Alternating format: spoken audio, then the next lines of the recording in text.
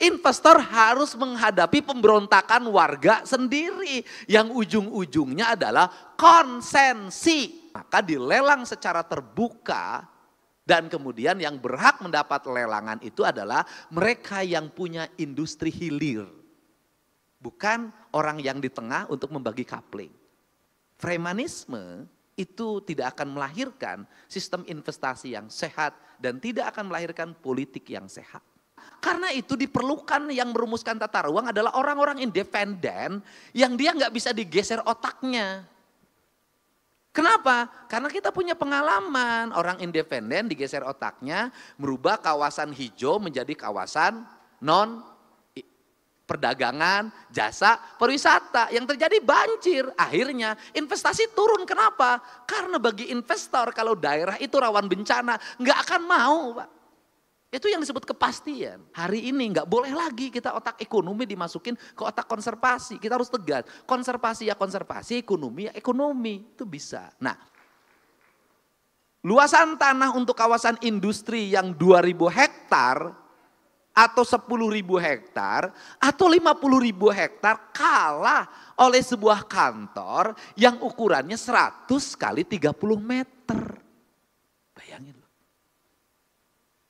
Tiduran dapat duit gede, yang keringetan bagi hasilnya sangat rendah. Kenapa? Karena bagi hasil yang rendah akan berdampak pada lemahnya infrastruktur.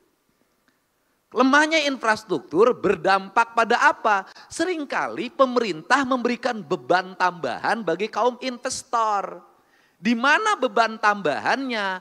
Investor sudah bayar pajak, investor harus bangun jalan sendiri, investor harus membangun jaringan listrik sendiri, investor harus bangun jaringan air bersih sendiri, investor harus bangun jaringan gas sendiri, investor harus menghadapi pemberontakan warga sendiri yang ujung-ujungnya adalah konsensi. Yaitu nambah jatah limbah. Sehingga limbah yang seringkali menjadi bahan konflik di perusahaan, saya sudah meminta ke beberapa perusahaan, itu bukan bahan limbah, itu bahan baku. Bukan bahan limbah, kawat itu bukan bahan limbah, itu bahan baku. Jadi paku. Kemudian benang-benang itu bukan bahan limbah, itu bahan baku. Jadi handuk. Jadi keset, karena bahan baku sesungguhnya harus diputuskan oleh Menteri Perindustrian sebagai bahan baku. Bagaimana cara memperolehnya agar tidak terjadi konflik? Maka dilelang secara terbuka dan kemudian yang berhak mendapat lelangan itu adalah mereka yang punya industri hilir. Bukan orang yang di tengah untuk membagi kapling. Freemanisme itu tidak akan melahirkan sistem investasi yang sehat dan tidak akan melahirkan politik yang sehat. Ini saya itu karena saya hidupnya di situ. Saya hidupnya di situ. Nah, kemudian apa yang mesti dilakukan oleh negara? Yang mesti dilakukan oleh negara adalah meringankan kaum investor ketika masuk dia nggak boleh pusing. Saya jujur-jujur aja, kalau jadi investor saya nggak kuat pasti kabur pusing. Kenapa? Jadi investor bebasin tanah pusing.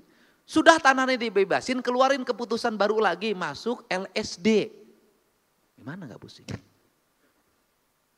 Sudah bebasin tanah, tata ruangnya dirubah. Asalnya kawasan industri menjadi kawasan perikanan. Gimana Pak? Untuk itu bagaimana caranya? Bagaimana caranya adalah harus ada kepastian tata ruang yang terkoneksi antara kabupaten kota, provinsi dan nasional. Dan tata ruang itu adalah basicnya itu adalah alam dan kecukupan daya dukung lingkungan. Tata ruang gak boleh diakal-akalin, gak bisa. Tata ruang tidak bisa diseminarkan karena tata ruang itu adalah kepastian. Karena basic data tata ruang adalah hukum alam, hukum yang pasti, gak bisa digeser-geser, gak bisa. Nah, karena itu diperlukan yang merumuskan tata ruang adalah orang-orang independen yang dia gak bisa digeser otaknya. Kenapa? Karena kita punya pengalaman, orang independen digeser otaknya, merubah kawasan hijau menjadi kawasan non perdagangan, jasa, pariwisata. Yang terjadi banjir, akhirnya investasi turun. Kenapa? Karena bagi investor kalau daerah itu rawan bencana, nggak akan mau Pak. Itu yang disebut kepastian. Makanya saya katakan Kabupaten Bandung hari ini minta tambahan untuk kawasan pariwisata lagi, saya nolak Pak. Saya kembalikan kawasan hijau, kenapa? Banjirnya nggak ketulungan terus-terusan, longsornya ketulungan. Kita ada ancaman lagi hari ini, nggak boleh lagi kita otak ekonomi dimasukin ke otak konservasi. Kita harus tegas, konservasi ya konservasi, ekonomi ya ekonomi, itu bisa. Nah ini yang harus dilakukan. Nah setelah itu apa?